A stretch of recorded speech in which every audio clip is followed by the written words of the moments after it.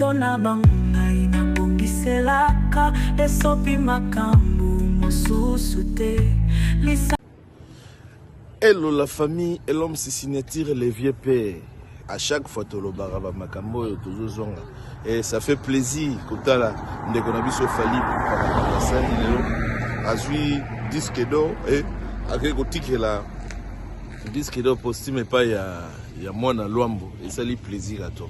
Babiloko to loba lobango déjà trop. Na bande ça peut façon mususu fali pour balinga ko akize bato. Na ninga maele po yebiwana za façon ko akize ba artiste congolais pe ko la sa génération simake ndenge makambe kenda. C'est-à-dire ba jeune ya sima ils allient bien dans le so nzemba mutu.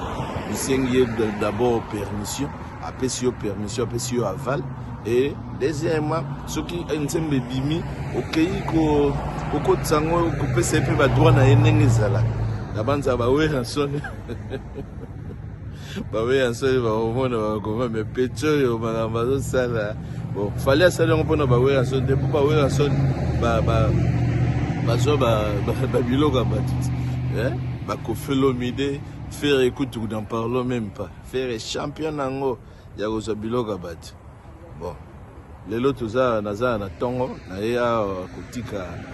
Na zu client mo na batango, nyango bon, rebika ba client na mutazo qui peut business ne ayo somba moi diamba na tongo ndenge zalaka.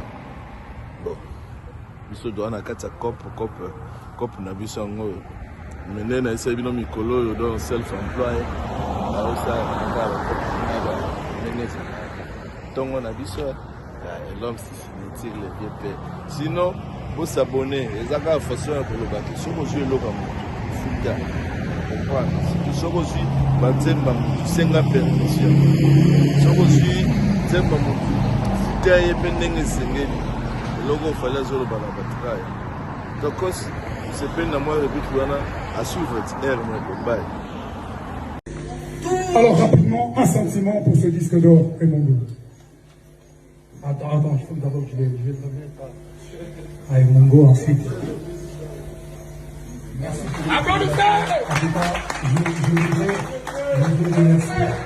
Je voudrais remercier Emongo pour l'autorisation. Vous savez, avant d'utiliser une chanson comme Toloba, Dzemba Moutou, Vokala Moutou, Eloga Moutou, il est important pour ça avoir toujours autorisation.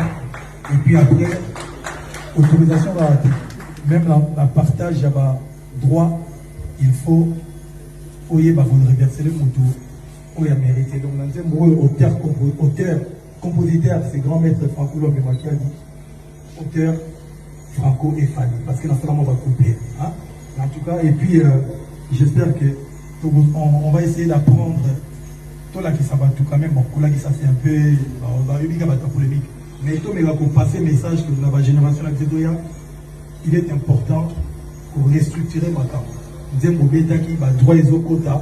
Et j'espère que nous avons droit, un jour, nous avons film et Moroto, combien de millions de singles, na et Mongo, Nangai, nous partageons équitablement. J'espère qu'il peut confirmer. Même Luambo, pas Zakuna Soriba Yoka Rabiso, même Luambo Sepeli, l'acte fallait ça. Acte boyende to lingi na communauté zalaka ezalaka mingi ezalaka surtout acte ngo soki eza accompagné pe na mosolo ezalaka bien ayebi ke fali ndenga za wana c'est-à-dire atikeli bango mwa quelque chose ba acte boye fali ba vie wana bazala bamona et génération eza koya sima basala isu de plus donc fali oza un avantage ebele bato bazoyemba banzemba fali bango pe ba se préparer so koyemba nzemba fali yo posali ka ndenge fali asala. Et ça la bien. Donc c'est un peu ça quoi. Donc tout le version. Aza fali donc bon, voilà to comme na rubrique les akoyati à suivre. Biso doaka libanda, et bikande na ebisibino toujours.